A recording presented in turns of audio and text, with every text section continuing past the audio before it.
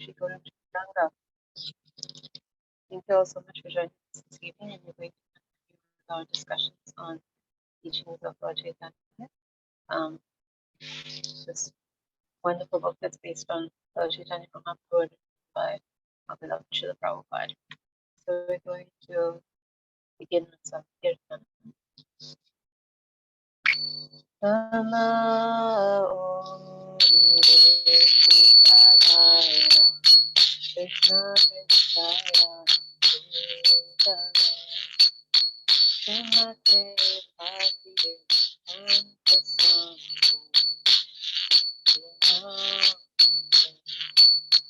Namaste Saraswati Gauravanti Chari Nirvisheta Nirvani Asatya Vishadari Namaste Saraswati Gauravanti Chari Nirvisheta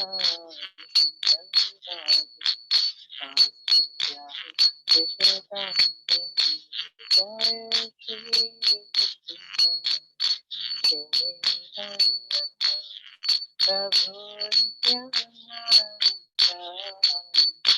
Shri Advaita Gadadhara Sri Gaura Bhaktivinoda Jai Shri Krishna Chaitanya Prabhu Nityananda Shiva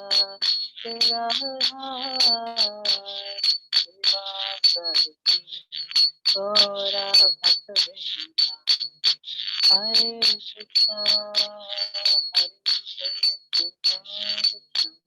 Krishna Hare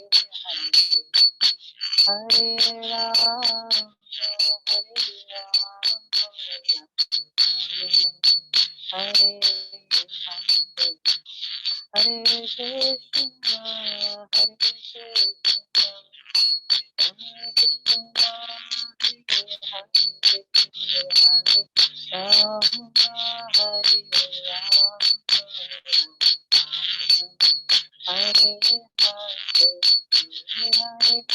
Krishna Hare Krishna, Hare Krishna, Krishna Hare Hare, Hare Rama, Hare Rama, Rama Rama, Hare Hare, Hare Krishna, Hare Krishna, Krishna Hare Hare, Hare Rama. Hare Rama, Hare Hare Krishna, Hare Krishna, Krishna Hare Hare,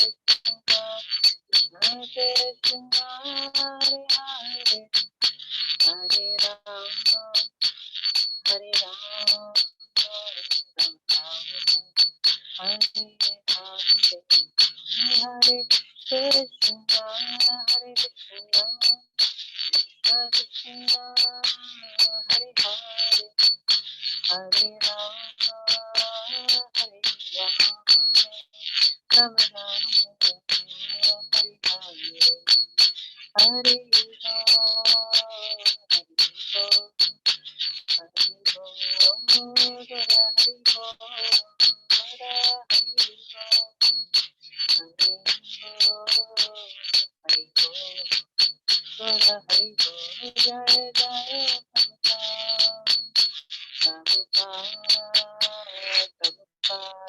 Jai Prabhupada, Jai Prabhupada, Prabhupada, Jai Jai Prabhupada.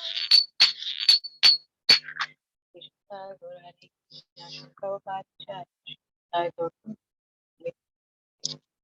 So again, welcome to everybody. Thank you for joining us this evening. We're going to continue part 4 of chapter 18 of Lord Chaitanya. This book is based on the life of Lord Chaitanya. pastimes 500 years ago, from the authorized biography of Lord Chaitanya for teachings of all the Chaitanya Church. Sorry, it's published by Srila Krishna Kaviraj. So we begin with our prayers. Om Jnana Tasya Vidyana Shalakaya Chakshurunnivedana Tasya Deve Shri Chaitanya Krishna Stapya Swami Krishna Vidaya Krishna Vidaya Bhaktivedanta Swami Namaste Saraswati Gaurvani Shari Shri Shri Krishna. So I pray for all your blessings to justice to fast, try to improve our services now. Love for Lord Chaitanya Mahaprabhu, we learn more about him. This chapter that we're discussing today is called Conversations with Prakashananda, and personally named Prakashananda Saraswati was a great Mayavadi sannyasi, the area called Benares at the time of Lord Chaitanya Mahaprabhu's manifest pastimes. This place is now called Varanasi in India. And in these conversations, we've been uncovering a lot of wonderful Krishna conscious tattva. So we've actually been spending quite a lot of time on this. Is part 4, and we're going to have part 5 as well.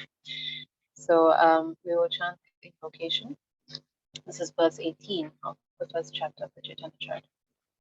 Jai Jai Shri Chaitanya Jai Nityananda Jai Advaita Chandra Jai Gaura Bhakta Vrinda Jai Jai Shri Chaitanya Jai Nityananda Jai Advaita Chandra Jai Gaura Bhakta Vrinda Jai Jai Shri Chaitanya Jai Nityananda Jai Advaita Chandra Jai Gaura Bhakta Vrinda. The translation is Glory to Shri Chaitanya and Nityananda, Glory to Advaita Chandra, and glory to all the devotees of Shri Gaura Lord Chaitanya. So we'll begin our reading. One who has achieved perfection in chanting this transcendental vibration does not have to separately learn the philosophy of the Vedanta Sutra. According to the teachings of Chaitanya Mahaprabhu, the bona fide spiritual master, those who do not understand that this transcendental vibration is non-different from the Supreme, yet who try to become Mayavadi philosophers, experts in the Vedanta Sutra, are all fools. Studying the Vedanta Sutra by one's own efforts, the ascending process of knowledge, is a sign of foolishness. On the other hand, one who has attained a taste for chanting this transcendental vibration has actually reached the conclusion of the Vedanta. So, to recap from our discussion last week, we had said that one who is able to perfectly chant the holy names, so that is chanting holy names purely without offenses, this person has understood the Vedic knowledge fully, because all Vedic knowledge is actually the chanting of the holy names. Within the chanting of the holy names, there is Lord Krishna and his energy is completely represented. This is actually all the knowledge that there is. So the Vedic knowledge was initially these holy names of Krishna in the form of Tatsat. But those same holy names, Hare Krishna Mahamantra, mercifully granted to us in the stage of Kali by Lord Chaitanya Mahaprabhu to give us the same ability that the chanting of Om Tat Sat achieved in Satya Yuga. And therefore, if one is able to chant the holy name perfectly, one is able to understand all Vedic knowledge perfectly as well. We have read repeatedly the wonderful statement of the Lord that he is not only the knower and the compiler of the Vedanta, but by all the Vedas he is to be known. So this is the goal of the Vedas, to know him. Now, for Mayavadi philosophers who don't have either the understanding of Krishna as the personality of Godhead, not believing in his form and personality, nor having any concept that his holy name is the same as him, they will try to attain the knowledge of the Vedanta without ever getting to the point of understanding him as the goal, or to speak of actually chanting in order to achieve this knowledge in the most effective way in this age. So effectively then their efforts will be useless. And the fact that they try to achieve this understanding, the fact that they try to study Vedanta on their own, means that they're never going to, they're going to have even less success, because trying to understand Vedic knowledge without any superior guidance is quite a fruitless activity. So let's understand why Srila Prabhupada is explaining it's their method of learning there's this called the ascending process. So there's two types of learning Prabhupada describes to us: the ascending process and the descending process. So with the ascending process, one tries to attain knowledge of something without having any basic knowledge of it at all, no guidance from any other source. One attempts to gather the knowledge themselves or build up the knowledge. So that is the ascending process. And with the descending process, the knowledge comes from a superior source, that which or who knows about that particular subject. So, for example, in spiritual life, the descending knowledge would come from the spiritual world, would come from Krishna, would come from his associates, those who know Krishna, and that knowledge would come down to us, passed down, spiritual master disciple. This is called the parampara, disciplic succession, and this is the descending process. But the ascending process is typically what the philosophers, and in particular those who follow the impersonalist doctrine, they prefer. So they gather the knowledge on their own, trusting their own mind, intelligence, their senses, and so on, to assist them in this knowledge acquiring process. And from there, they achieve the philosophies that they base their spiritual understanding on. So we can see that this will lead to problems, particularly if the instruments that you're using to attain your knowledge are defective. So we'll take the example: if someone is trying to get knowledge of a rose, you're going to have to ascertain all the properties of a rose. If that person has lost their sense of smell, for example, something that became very unfortunately common during the COVID pandemic, then one won't have the understanding of what a rose smells like. So their complete knowledge of the rose will not be possible. And they could possibly make the mistake of denying that the rose has a smell. They could conclude that roses don't have any smell because they can't smell the rose. So we could see the problem with descending knowledge. If you have flawed senses, you don't perceive all the properties of the subject that you're studying. And so in the same way, if you have material senses, which are by nature flawed, one of the four defects of a conditioned soul in this material world is that they have imperfect senses. It means that you can't perceive everything in this world properly, what to speak of perceiving that which is spiritual, which is, of course, God. So if your starting point is already flawed because you can't acquire the knowledge properly through your instruments, then it means that your conclusion is going to be improper or imperfect as well. So Prabhupada gave us another nice example, that if one is trying to perform a mathematical calculation that requires quite a few steps, but the first step was flawed in some way, even if one carries out all the other steps perfectly and comes to a conclusion, that conclusion is going to be flawed based on the first step that is wrong. And this is the problem that anyone who is involved in the ascending process of acquiring knowledge, acquiring spiritual knowledge, this is a problem that they have. So we, on the other hand, are fortunate enough that we are guided by Sri Prabhupada with the descending process of knowledge. So the descending process means that we get that knowledge from those who are already in a superior position. Somebody who already has the superior knowledge of that which we can't perceive in any way, and who therefore passes that knowledge down to us, like I said, through parampara, so that we get the correct understanding of, again, what we can't see. And then as we become purified by the process of devotional service, we will then develop transcendental senses through a transcendental consciousness. And then we can perceive everything that the spiritual teachers have been telling us. So this is the great advantage of the descending process of knowledge. So we can take another example. We perceive this world in 3 dimensions because that is what our understanding is. We can only, through our, again, mind, our senses, realize that there's 3 dimensions, but we actually have at least one more dimension, which is time. And that makes this a 4-dimensional world at least. Even if there are other dimensions, we can't perceive that. It could be possible, but there's actually nobody with 3-dimensional senses who can say that that's true or not. We could just have the understanding that there's 4 dimensions, even if So we can see that there's so many ways that we're actually defective. And yet, with all of these limitations, we're trying to demand that God or spiritual concepts are clear to us. These concepts and these understandings are obviously there, but we just don't have the ability to see them, perceive them, or understand them. So we definitely need those who are able to see it, those who are able to see higher dimensions, for example. We were going to take that example. This is what a spiritual teacher does through this descending process of spiritual knowledge.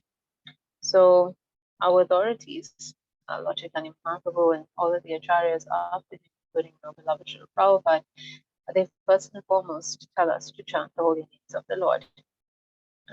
They know that the Vedanta and the holy names are the same, but that our ability to understand the Vedanta is very flawed. It's difficult. But through the chanting, we can affect that because the chanting is so much more merciful to us in Kali Yuga. This is how we'll be able to get all spiritual understanding, including that of Vedanta.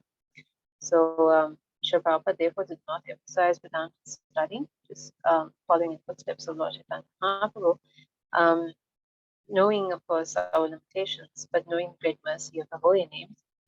He gave us the chanting of the holy names, but he did give us the equivalent spiritual knowledge to Vedanta in all his books, especially that of Srimad Bhagavatam, because we've read that Srimad Bhagavatam is a direct commentary on Vedanta.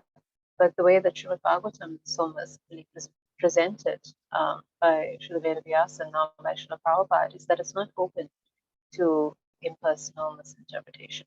Unfortunately, the Vedanta is, but the Srimad Bhagavatam isn't.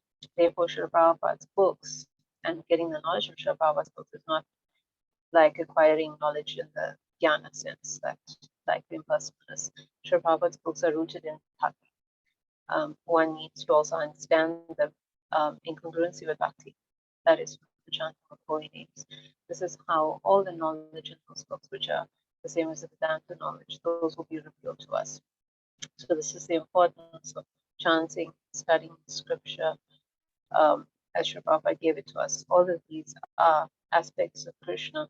All of these are Krishna. And just like the Vedanta, we'll be able to realize him from these forms of torture service. In this connection, there are two verses in Srimad Bhagavatam which are very instructive. The purport of the first is that if a person is chanting the chant into a vibration, then even if he was born in the family of the lowest of human beings, it is to be understood that in his previous lives he performed all types of renunciation, austerities, and sacrifice, and studied all the Brahma Sutras. The Brahma Sutras is the same as the Vedanta Sutra. The purport of the second verse is that one who chants the two syllables, Hari, must be considered to have studied all the Vedas, the Rig Veda, Atharva Veda, Yajur Veda, and Sama Veda. So these two verses that Srila Prabhupada is referencing from Srimad Bhagavatam, they're very wonderful. They're both from Canto 3. We'll read them. The first verse is from chapter 33 and it's verse 6. Yanamadheya Shravan Shravanad Kirtanad Yat Pravanad Yat Smaranad Ati Pachit Shwado Pisatiha Savanaya Kapate Punaste Bhagavan Darshanat. The translation is, to say nothing of the spiritual advancement of persons who see the Supreme Lord face to face. Even a person born in the family of dog eaters immediately becomes eligible to perform Vedic sacrifices if he once utters the holy name of the Supreme Personality of Godhead, or chants about him, hears about his pastimes, offers him obeisances, or even remembers him. So Srila Prabhupada explains in the purport of this verse the power of pure chanting, or actually pure execution of any of the activities mentioned in this verse. Hearing about the Lord, offering obeisances, or remembering him purely. Someone who is able to do that, therefore attains the results that Brahmanas attain through all the purificatory processes of their lives.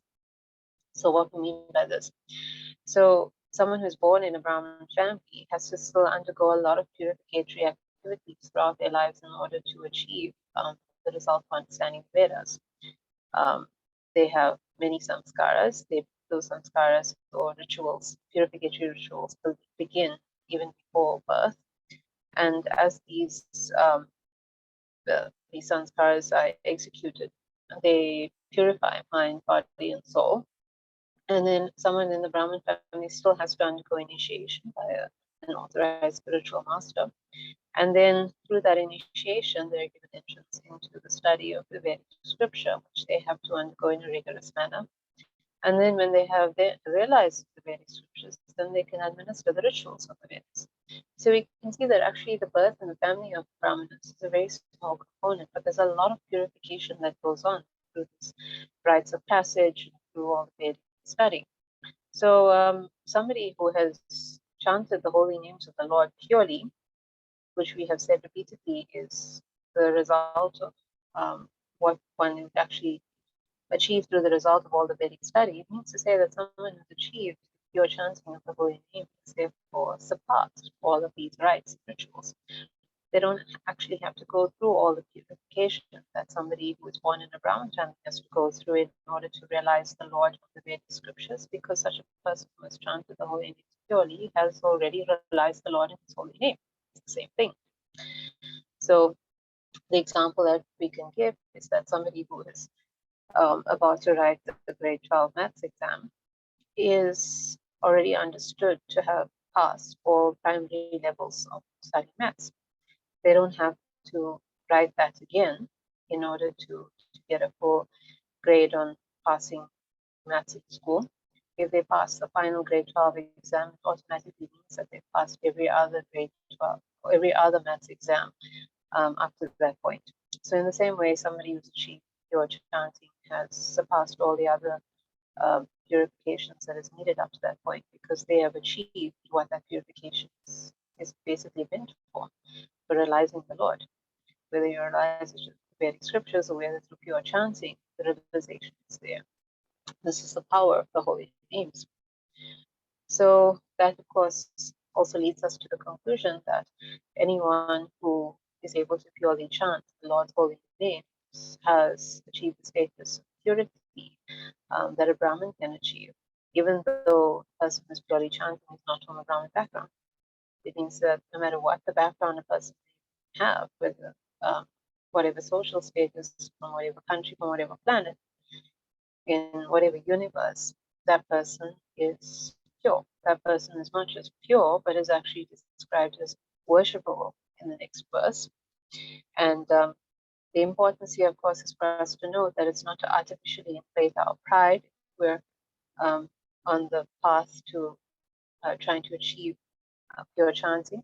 It's not also to put down anyone else, but it's basically to glorify the great power of the holy name. It's for the emphasis to build the faith that we need in these names, especially in this age of Kali, where the names are practically our only shelter. And with our faith being strengthened by these glories, we can be more resolute to try and achieve pure chanting. So let's go on to the next verse from the same chapter, chapter 33 of the third canto, and it is verse 7. Aho batashva pachoto gariyam yaj jivagre vartate nam tubhyam devustavaste juhovahu sasnur arya brahmanushur nama rinanti ye. And the translation is, oh, how glorious are they whose tongues are chanting your holy name. Even if born in the families of dog eaters, such persons are worshipable. Persons who chant the holy name of your Lordship must have executed all kinds of austerities and fire sacrifices and achieved all the good manners of the Aryans. To be chanting the holy name of your Lordship, they must have bathed the holy places of pilgrimage, studied the Vedas, and fulfilled everything required. So we've discussed already from the second chapter of Bhagavad Gita, Srila Prabhupada has explained to us that this term Aryan is not referring to any kind of race or ideology, but it's referring to the fact that someone who has understood that the human form of life is meant for more than eating, sleeping, mating, and fending. Such a person will then engage in the activities of civilization, which is God realization. And for for such a person who is then truly civilized, the designation Aryan is given. Now, what it means then is even if somebody is born in the lowest, in at least in a social sense, in the lowest kind of setup, family, whatever, if that person is chanting the holy names purely, not only has that person reached this height of human civilization to be achieving the qualities, basically being an Aryan, but that person has also surpassed all the other activities, already have performed all the other activities that are necessary for spiritual advancement, like visiting all the holy places and so on. So these kind of personalities, the very best of persons, they've achieved this through the chanting of the holy names. And of course, their great mercy is then they try to grant that good fortune to others. This is the responsibility that we inherit when we are able to achieve such a benediction, especially in this age of Kali. And this is what we're actually aiming for, to achieve this pure chanting, to be um, pleasurable to our spiritual teachers who are helping us to achieve this point, and then to grant this great mercy to others. On the other hand, there are many so-called devotees who think the Vedanta is not meant for devotees. Such people are ignorant of the fact that the Vedanta is the only platform of pure devotees. Great acharyas in all four of Vaishnava Sampradayas have made commentaries on the Vedanta Sutra, but the so-called devotees known as Prakrita Sahajias carefully avoid the study of the Vedanta Sutra. The Prakrita Sahajias mistakenly take the pure devotees and Vaishnava acharyas to be mental speculators or fruitive actors. Consequently, they themselves become Mayavadis and leave the service of the Lord. So we've been discussing quite a bit about how they are Mayavadi. The Mayavadi sannyasis in particular here at the time of Lord Chaitanya Mahaprabhu's manifest pastimes who accused him of being a sentimentalist and not understanding Vedanta. Then we could also get those who claim to be Vaishnavas, but then accuse other Vaishnavas who do study the Vedanta of being impersonalists or being speculators. So these persons are described as sahajas, or immature devotees, basically, because they don't understand that Krishna has repeatedly said that he is the compiler of the Vedanta. And since the Vedanta is based on Vedas, the Vedanta is also meant to know Krishna just like the Vedas. So in that way, all of this knowledge being Krishna means that any devotee who studies the Vedanta is not trying to anyone who studies, any devotee who studies the Vedanta is not the same category as the impersonalists. They're studying the Vedanta from a personalist perspective. And in that regard, Srila Prabhupada states that there are four Vaishnava Sampradayas, and all of the great acharyas have produced commentaries. All of the great Vaishnava acharyas, Sampradayas, all of the great Vaishnava acharyas from the four Sampradayas have produced commentaries, personalist Vaishnava commentaries on Vedanta. So the fact that the Mayavad commentary on Vedanta is very famous does not mean that the Vedanta is a personalist body of work. It's not. So if there are any devotees who immaturely accuse devotees who study Vedanta of being personalists, then unfortunately they're going to become impersonalists in the course of time and lose their service to the Lord. So this is an important warning for such persons.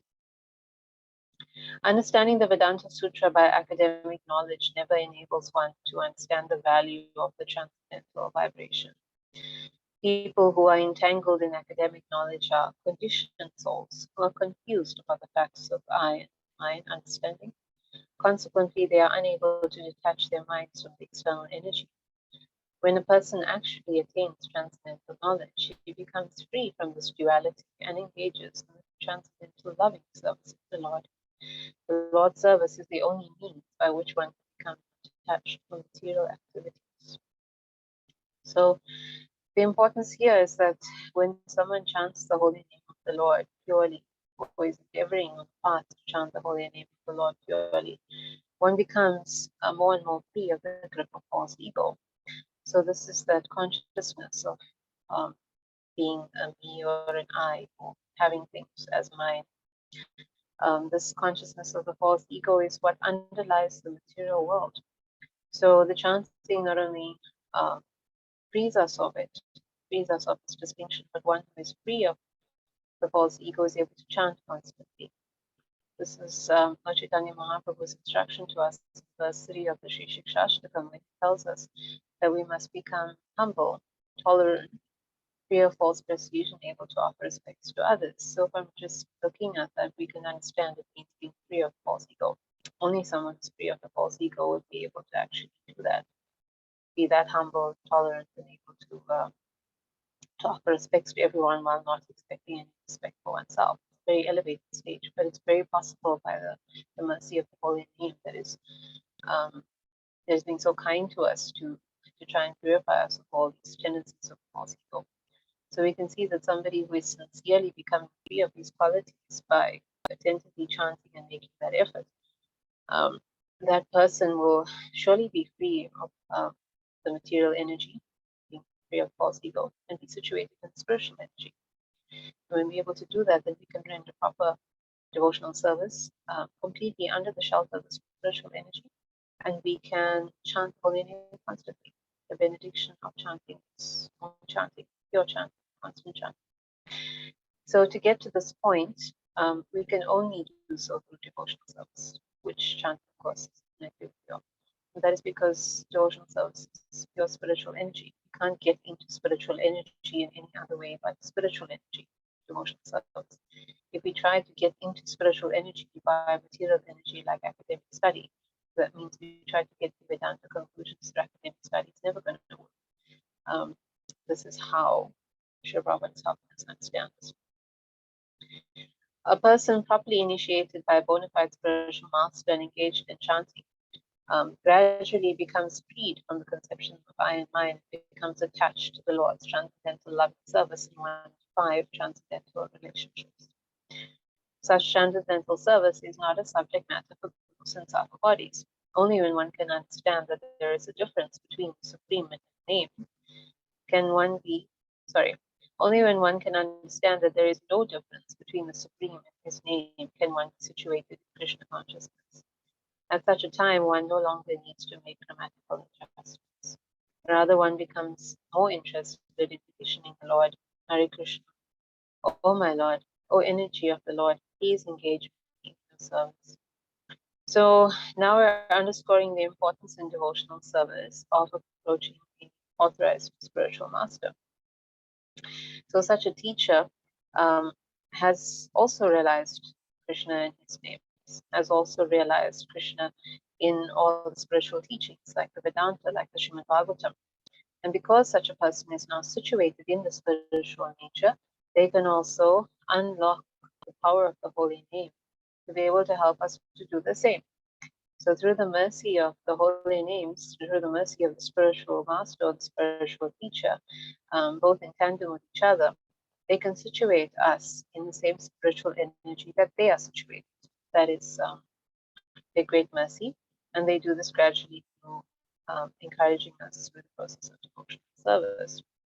So through that gradual spiritual development, we can, of course, understand our spiritual identities and one of the 5 relationships that we can have with Krishna.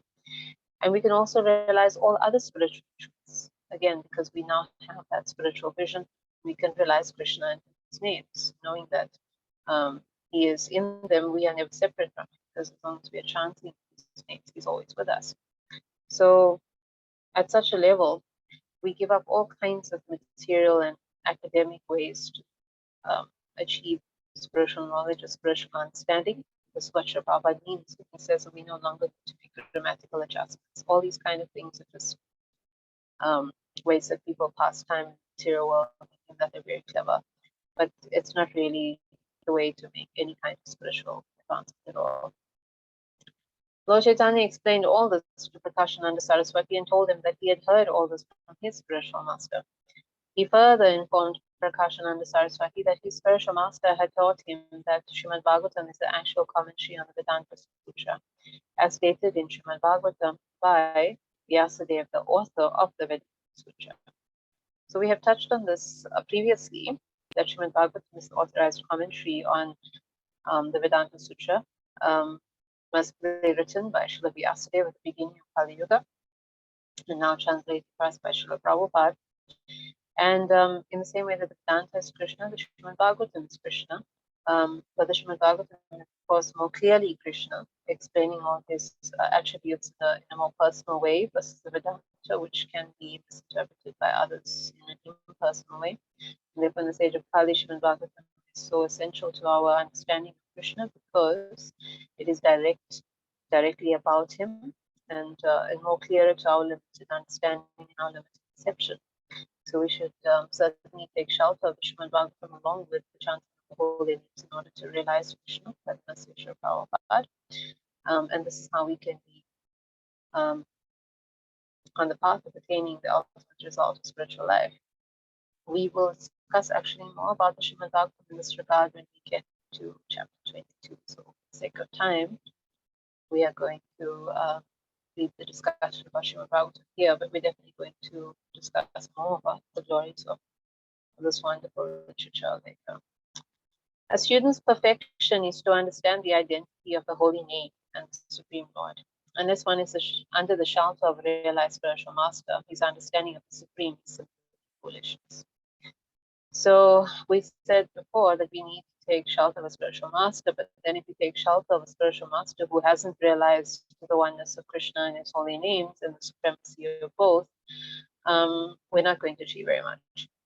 So believe it or not, there are still spiritual teachers who offer a diksha, offer initiation into the holy name of Krishna, but they're not engaging in devotional service, so they're not situated on the spiritual platform. And without being able to do that, they're not able to realize their own spiritual identities or the spiritual realities of the oneness of Krishna and his holy names or any other spiritual truth. So it's not very clear what their diksha is actually going to be able to achieve to their disciples. So it's very important that we take shelter of a spiritual teacher who is within a tradition that devotional service is prioritized, perfected in, so we can get that opportunity as well, because only such a spiritual master, spiritual teacher who is situated in spiritual understanding can situate us in the same understanding also. If they don't know something, they can't explain it to us. So there are some strange things that go around. People believe that spiritual teachers are supposed to be able to lay hands kind of process and awaken realization. But those are material acts. They're playing with material energies. None of that is actually situated in spirituality. If we think about what spirituality means, it's an awakening of consciousness, because it's only spiritual, it's only the consciousness of the soul that is actually spiritual this in this body, in this gross and subtle body. Everything else is all material. The process of awakening the consciousness is therefore something that can only be done by a spiritual process. It can't be done in any material way. And this is the importance, again, of taking shelter of someone who is therefore situated in that activity, the only activities that are actually properly spiritual in this world, that is devotional service. However, one can fully understand the transcendental Lord by service and devotion.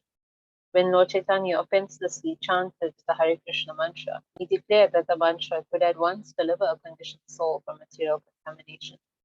In this age of Kali, there is no alternative to chanting this Maha mantra. It is stated that the essence of all Vedic literature is the chanting of the holy names of Krishna. Lord Chaitanya also told Prakashananda Saraswati, in order to convince me about this essential fact of Vedic knowledge, my spiritual master has taught me a verse from the Brihan Naradiya Purana, 38:126, very famous verse. Hare Nama, Hare Nama, Hare Nama Eva Kevalam, Kalo Naskeva, Naskeva, Naskeva Gatirangita. The translation is, in this age of quarrel and hypocrisy, the only means of deliverance is the chanting of the holy name of the Lord. There is no other way, there is no other way, there is no other way.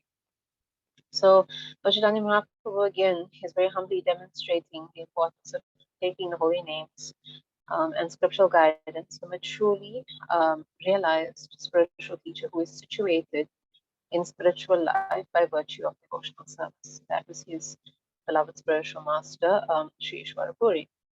And this is the way that we can make genuine spiritual advancement to get out of the material contamination. We know that the material contamination is very heavy, but that's why we have a very heavyweight weapon against it. That's the chant of holy names. But we need the mercy of the spiritual master to be able to do that again. Someone who is already situated in spiritual energy so that they can pull us into that energy also. So there are those who could make the argument that if the holy name is so powerful against Kali Yuga, why do we need the spiritual master? And indeed, the holy name is extraordinarily powerful, but we've also said the holy name is Krishna. And we can't just get Krishna in the same way one can't just get an audience with president or prime minister by themselves by impertinently just walking up to them and introducing oneself. Um, one has to go through their associates, somebody that's close to them. The spiritual master is the closest representative of the Lord because he is the external manifestation of the Lord within, the super soul. And so knowing the Lord best and able to, and having the ability to guide us best, he can take us into the chanting of the holy name such that we can achieve pure chanting faster. That means we can attain Krishna faster. And therefore we can definitely get free of this horrendous material contamination, no matter how strong the contamination is in Kali Yuga.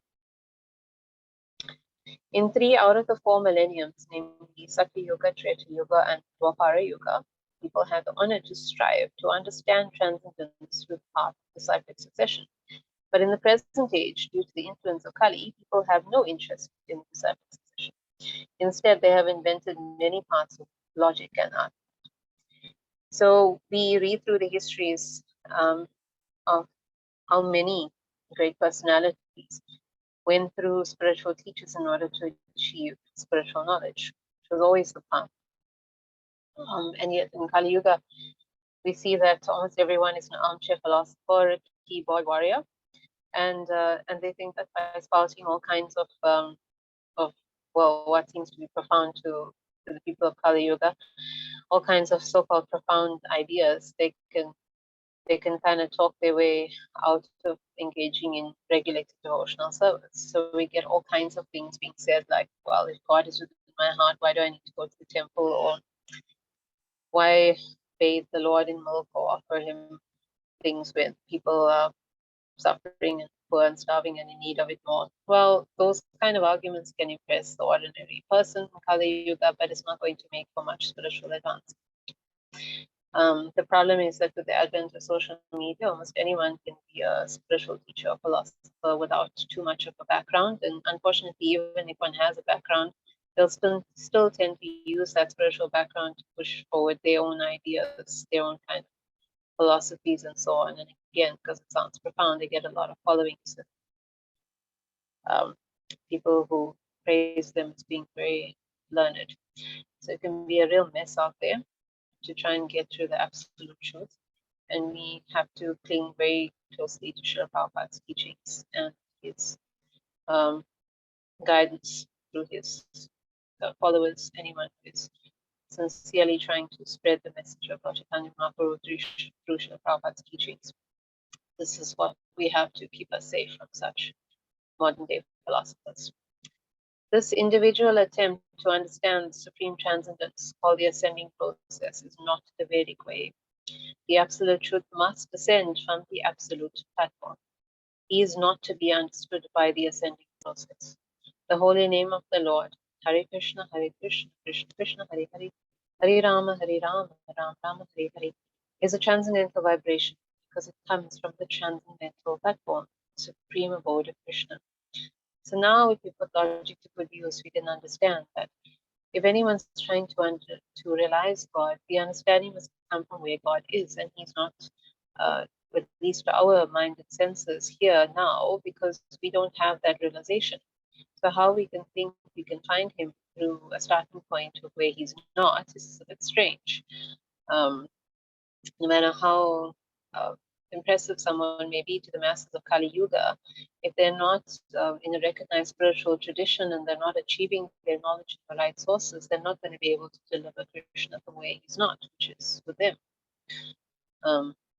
It must be that the knowledge is achieved from a an authorized spiritual source. It must come from a disciplic succession that starts with Krishna, so that the knowledge begins with where Krishna is.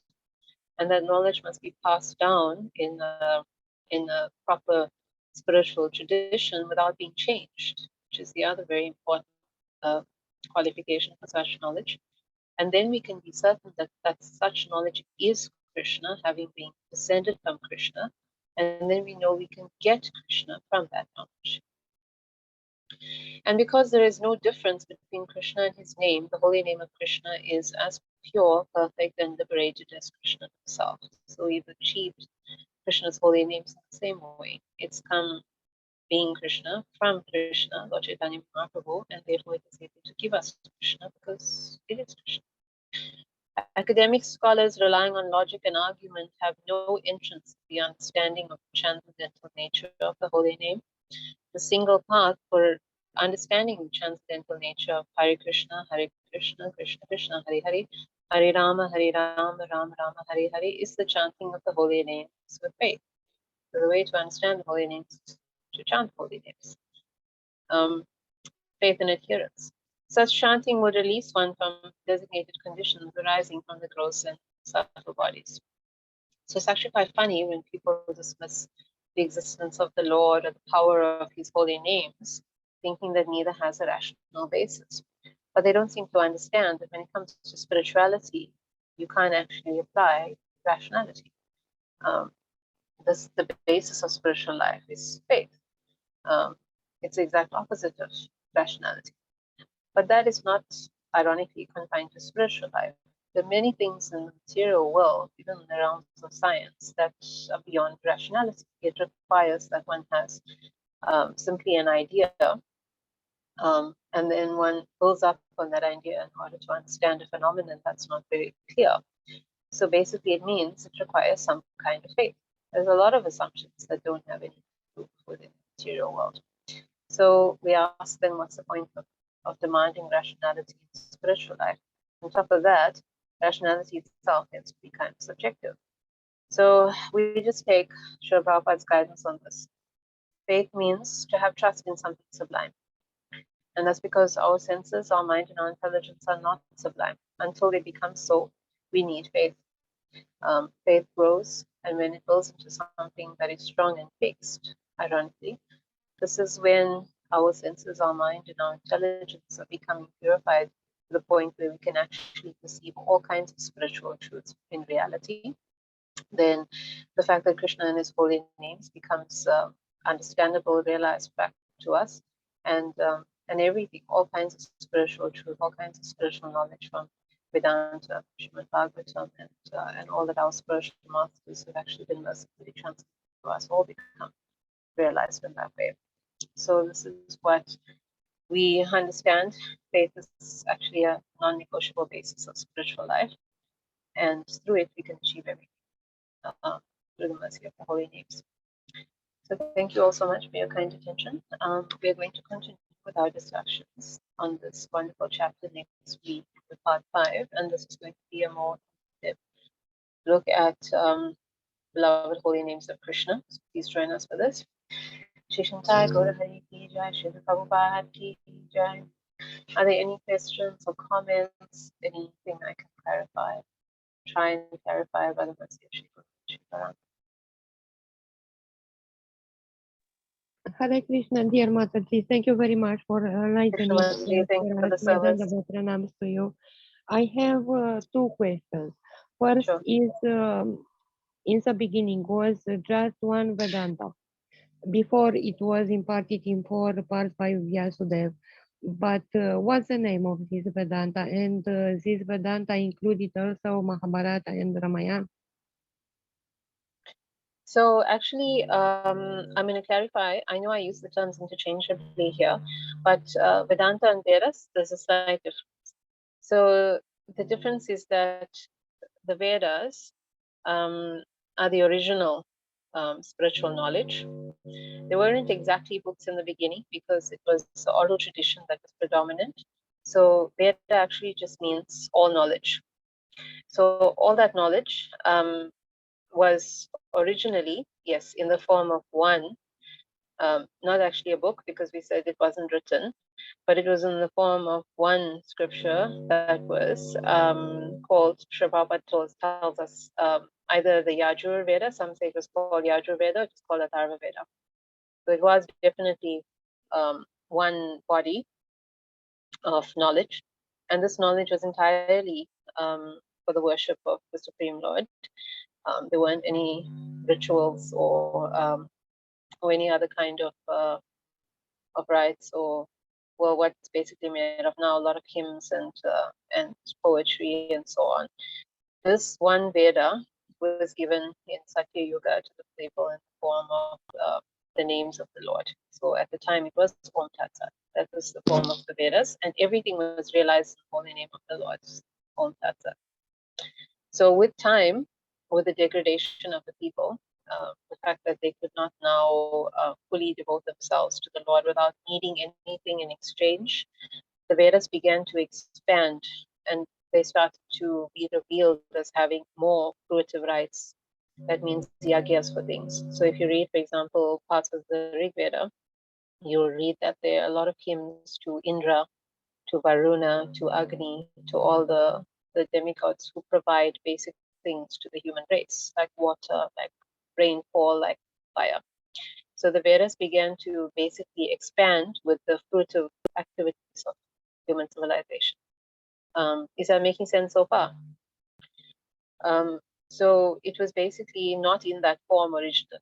The form of the Veda, the one Veda, was not having all of these rituals. But as people began to sort of degrade in their spiritual quality through the ages, the Vedas began to expand to have more Vedic rituals in them, rituals for fruitive results, things that they needed, fire, water, and so on.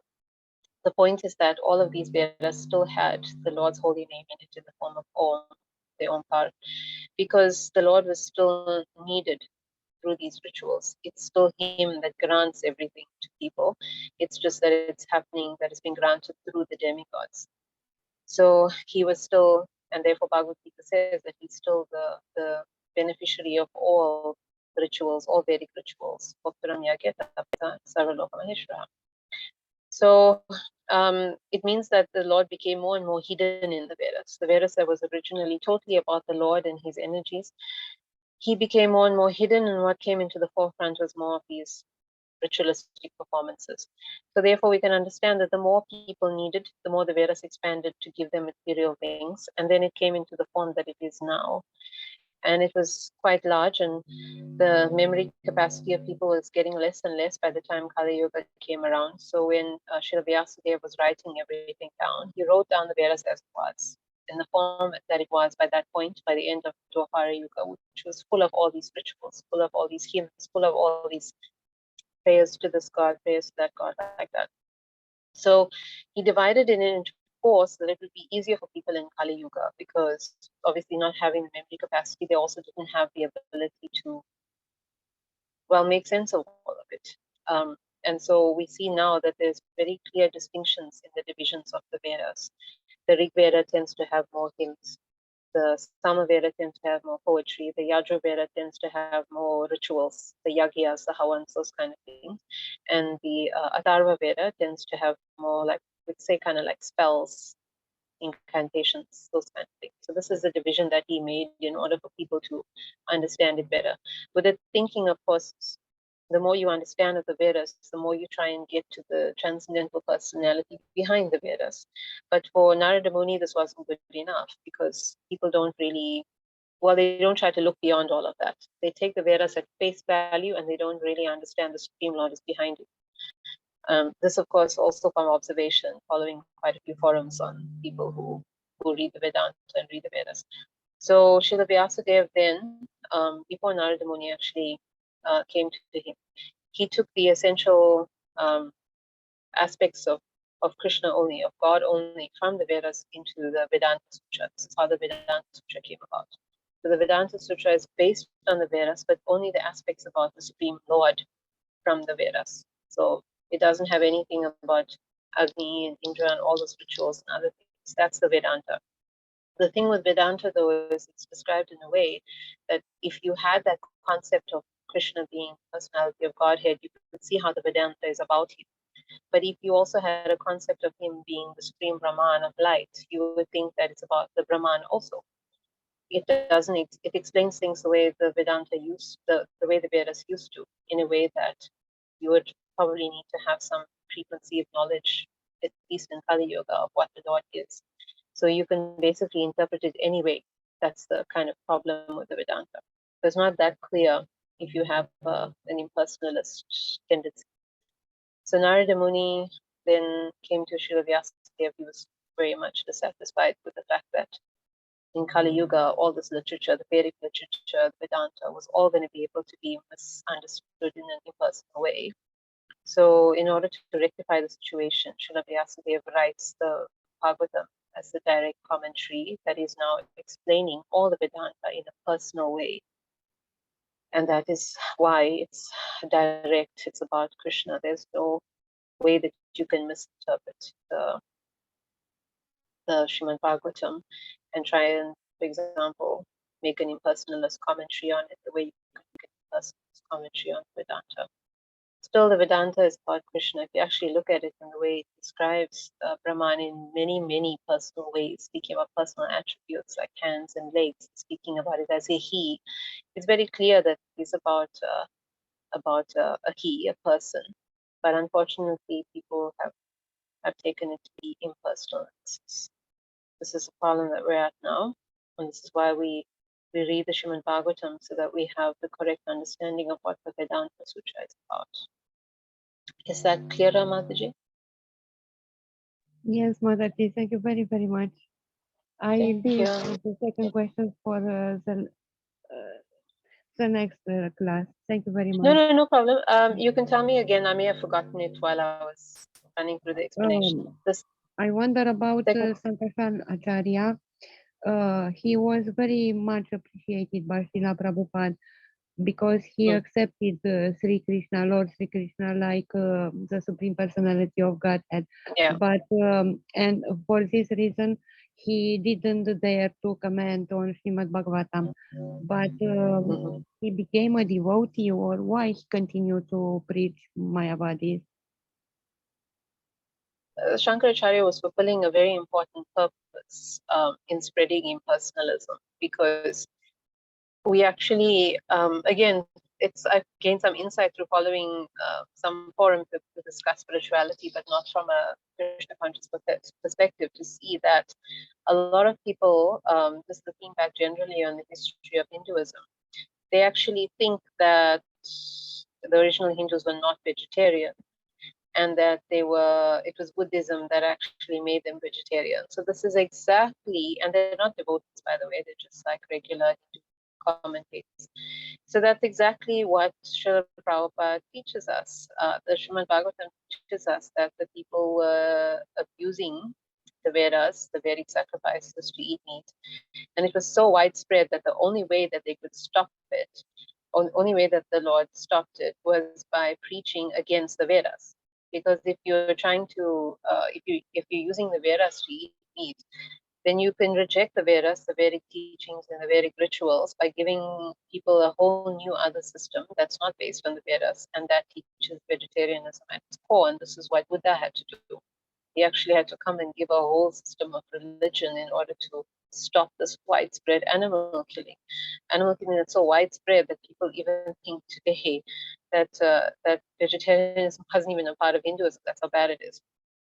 So the problem, though, if you deny the Vedas, you deny the existence of God, because the Vedas is actually about God. That's before it became covered up with all the rituals and stuff. That's all it was.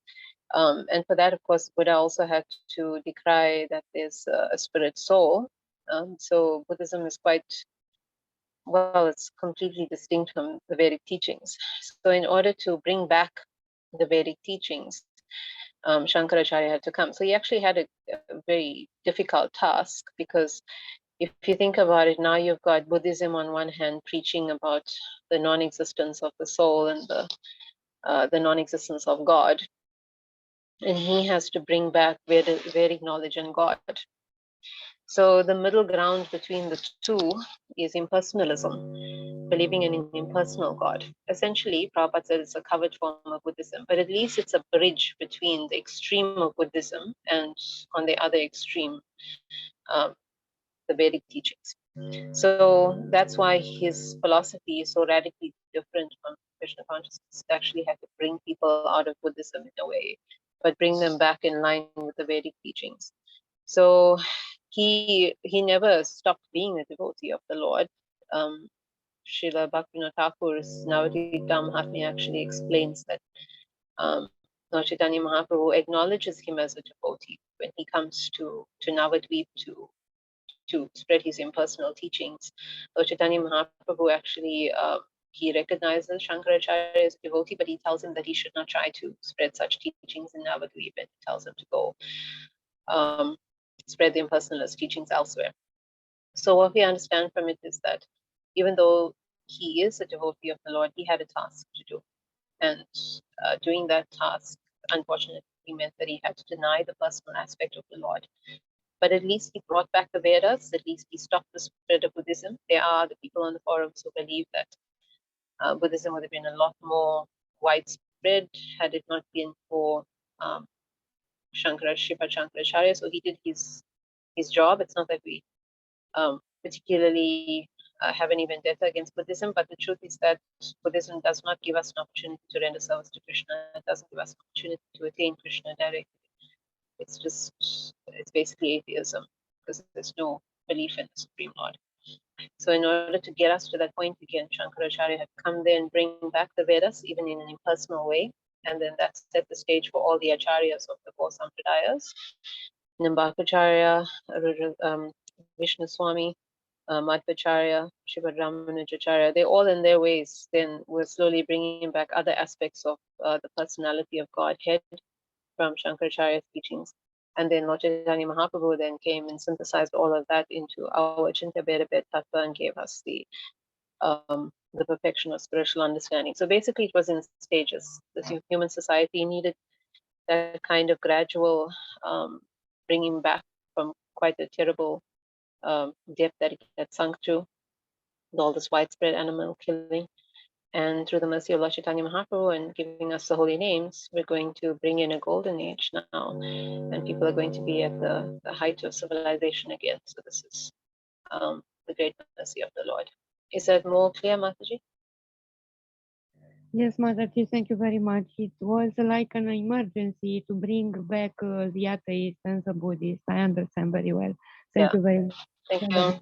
Hare Krishna. Hare Krishna. Hare Krishna. Are there any other questions or comments? Hare Krishna Mataji, please accept my humble obeisances. All glories to Srila Prabhupada. Mataji, you were speaking about spiritual consciousness earlier and how people can't actually, or their attempts to gain spiritual consciousness are actually on a material platform. Does this mean that without the holy name, everything that we sort of view as spiritualism is actually just a mental construct and not actually true spiritualism? It's all a mental construct based on the false ego. Let's put it that way.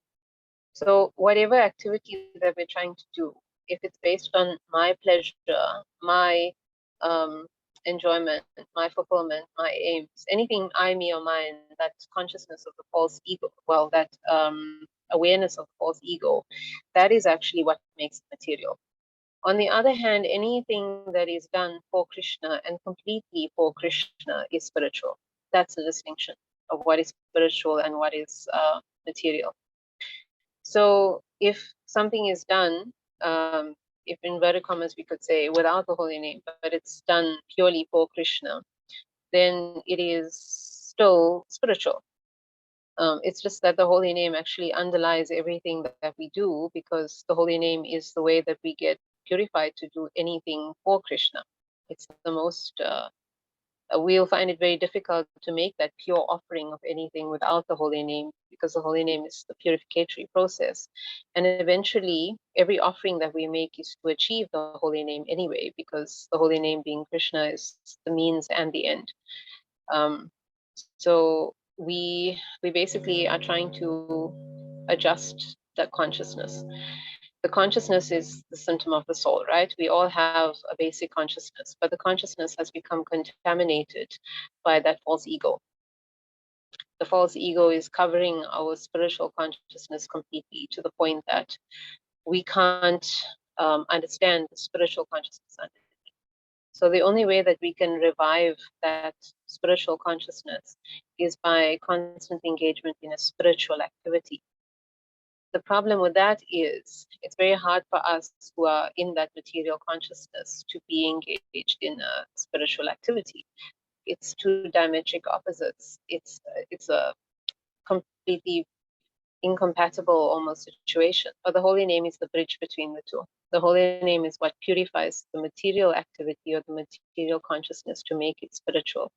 So therefore, before we do anything, before we start our day, we chant the holy name. We try to be chanting the holy names in our minds when we're making that offering. Whatever we're doing, we're praying through the holy names to make it spiritual, so that eventually when we become purified and we're in that pure consciousness, that offering is made entirely without any desire from my side and purely for Krishna. And then it becomes spiritual. It's completely spiritual, even if it appears to be a material object that we're offering. Is that more clearer, or have I confused you more? No, that's fine. That's so our consciousness is actually a veiled spiritual consciousness. Absolutely. If I can put it that way, on our mundane Exactly. day-to-day life. Okay. Yes, it No, is. then I'm with Because it's a you. symptom. It's not that Yeah. we've completely devoid of it. It's just that we've got it wrong, if I Yeah. can put it that way. Yeah. Yeah, because consciousness comes from the soul. It has no other basis. It has no material basis. You can't make it, because if you could, then we would be able to manipulate it. Scientists were able to manipulate it. They'd be able to inject it into a body, for example. But the reality is that it's not. But the problem is it's covered. And when it is in its pure state, without the covering, it's a false ego that's actually the main covering. That's why the false ego is the main element of the material world. It's the basis of the material world. When the material world forms, it's through the cloud of the Mahatattva, right? And that cloud is false ego. It's the first thing that actually comes into existence in the material world, because everything comes from it. Without that false ego, the material world wouldn't exist, because the entire basis of the material world is I, me, and mine. It's an existence separate of Krishna. It's an existence of me being in control and not him. Without that presence of that consciousness of I, me, and mine, it would be spiritual. You understand? It's Yes, basically no, that. 100%. Yeah, that's the only difference between the material and spiritual. And therefore, we always say that whatever is therefore done for Krishna, offered to Krishna, even if you think you're doing it with a material object, it's actually spiritual. Okay, no, thank you very much, Mataji. You're welcome. Hare Krishna. Hare Krishna. Are there any other questions or comments? Anything else I can clarify? Try to clarify. If not, Paramatma Prabhu, do we still have time for Kirtan? Yes, Mataji, please continue. Thank you. I just Okay. want to ask Damodar Prabhu, Sure. Hare Krishna Prabhu, any comments or questions from your side, Prabhu? Damodar Prabhu, Hare Krishna. Are you there, Prabhuji? Haribo, yeah, thank you, Prabhu. I'm there. Is it everything all clear from your side, Prabhu? Yeah, I'll ask question next time. Okay, thank you. Prabhu. And welcome to Thank Shalina Mataji, Hare Krishna Mataji, welcome. Hare Krishna Prabhu, Hare Krishna Thank you for Mataji. joining us. Mataji. Was Please the accept my class humble okay? prayers Was it of okay, Lord. Mataji? Please and humble basis of all the grace to share Prabhupada. Such a wonderful class. Mataji, I have a simple question to ask. How did Lord Chaitanya actually leave this world? So this is very interesting, because obviously everything about the Lord, including his disappearance, is transcendental. So at the same time, it seems he disappeared in 3 different locations. So it is said that he went into his rooms at the Gambira and he did not come out. At the same time, he was seen entering into the waters of the sea at Puri. Double check that, but I think it was the sea at Puri. And the most famous sighting, of course, was that he entered into the temple of Tota Gopinath. So last week we were discussing that Tota Gopinath is the Ishtadev of Gaura Pandit, one of Lord Chaitanya Mahaprabhu's principal associates. And the wonderful deity of Tota Gopinath is still there in Puri. And they say that there is a small golden crack on his right knee. They'll show it to you around like 6 a.m. in the morning, I think, if you go there, if that's still, that practice is still being carried out. And they say that the Lord actually disappeared into that crack in Tota Gopinath's knee. So those are the 3 places that the Lord is said to have disappeared simultaneously. So this, of course, debunks any idea that he's an ordinary person, and it sets a standard for any other so-called incarnations to disappear in such extraordinary, wonderful ways. So yeah, that's the mystery of the Lord's disappearance. Thank you, Mataji. You're welcome. So if there's no other comments or questions, we will share a very special bhajan, because this one was written by Srila Prabhupada himself, glorious master, when he was on the Jaladuta. It is sung in a slightly different tune that my Gurudev introduced on March. I first heard him on a tape, those days when we had tapes in the 1990s. So it's a different tune. It's not a call and response tune. So I'll try and replicate it, but it's a nice way that we can share one of Srila Prabhupada's compositions. The official title is Bhagavan Krishna Padapadme Prarthana, or what we call Krishna Tava Punya Have Bhai. Krishna Tava Punya Have Bhai. Krishna Tava Punya Have Bhai. E punya karibe jabe, radharani sukhi have, Dhruvarati boli tomatai. Krishna tava punya have bhai, Krishna tava punya have bhai. Shri Siddhanta Saraswati Shachi Sutta Priyati Krishna Sevaya Jara Tulena Se Mahanta Guru Jagatir Madhya Uru Krishna Bhakti De Dahitai Taraicha Bhalavan Ashriyate dandan hoy jate Gauranger nam Prithiviti nagaradi Asamudranadinadi Sakale Krishna Tahale ananda hoy Sabe hoy dikhi jai Chaitanya Privatisa Maya Dushta Jakadhuki Jagate Savai Saki Vaishnaveri Cha Punaho Krishna Taba Punyahabe Bhai Krishna Taba Punyahabe Bhai E punya karibe jabe Radharani sukhi have Dhruvarati boli tomatai Krishna tava punya have bhai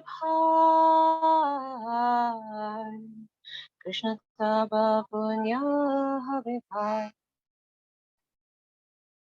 Se kaje je kore bhare, age jadi dilo more, joge nai ati nahi na. Jaise tumhar kripa, magte chiyanurupa, aji tumi sabhar bhavina. Tomara se shakti pele, Guru sevaya vashta mili, Jivana sartak jadi hoy. Se seva paili, Tahale sukhi hali, Tava sanga bhagya te miloy. Evam janam nipatitam prabhavahi kube, Kama vikama manaya prapatan prasanga, Kridvatmasa surashina bhagavan grihita, Soham katam navishate tava pritya seva.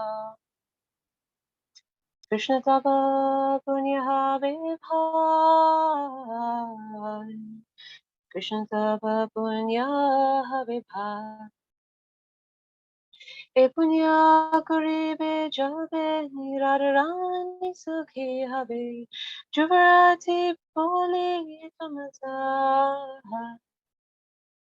Krishna tava punyaha vibhai, Krishna tava punyaha vibhai. Tumi mor chirasati, Bulia mayar lati, Kaya che janma janantare, Aji punai sajoga, Jari hoi joga joga, Tabi pare duhe mili bhare.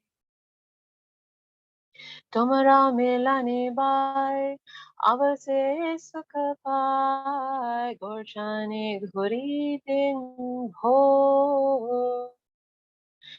Kate bane chute chuti, bane khaye lutti lutti, se din kabe habe ho. Aji se suhure dhane, aji se suvira hare, tomara smarana bhelo, bhorasha dhakilam tai. Ami tomar nitya dasa, tai kori ta asha, tumi bina anya gatina. Krishna tava punyaha vibhai, Krishna tava punyaha vibhai. E punya karibe jabe, Radharani sukhi habe, Drupati boli tamata. Krishna tava punyaha vibhai, Krishna tava punyaha vibhai. The translation is, O brothers, or O brother, the Supreme Lord Krishna will bestow virtue upon you, but he will do this only when Srimati Radharani first becomes pleased with this. I surely declare to you. Sri Srimad Bhakti Siddhanta Saraswati Thakur, who is very dear to Lord Gauranga, the son of Manasachi, is unparalleled in his service to the Supreme Lord Sri Krishna. He is that great saintly spiritual master, most magnanimous within this universe, who bestows devotion to Krishna in various places throughout the world. His desire is very powerful, and thus he is causing the holy name of Lord Gauranga to spread throughout all the countries of the Western world, in all the cities, towns, and villages on the earth, extending to all the oceans, rivers, and streams. Everyone chants the names Krishna and Rama. Thus, all directions will be conquered by a flood of transcendental ecstasy, flowing with the excessive mercy of Sri Caitanya Mahaprabhu. When all the miserable living entities that have become corrupted by Maya become happy, then the Vaishnava's desire is fulfilled. Although my Guru Maharaj ordered me to accomplish this mission, I am unworthy to do it, being very fallen and incompetent. That being the case, O Lord Krishna, your mercy is today arising in a befitting manner to make me become worthy, for you are the wisest of all. If you bestow your divine power, then one attains the factual substance which is service to the spiritual master, and life becomes successful. If that service is obtained, then one becomes truly satisfied and ultimately receives your association with good fortune. So verse 6 is from Srimad Bhagavatam 7:9-20.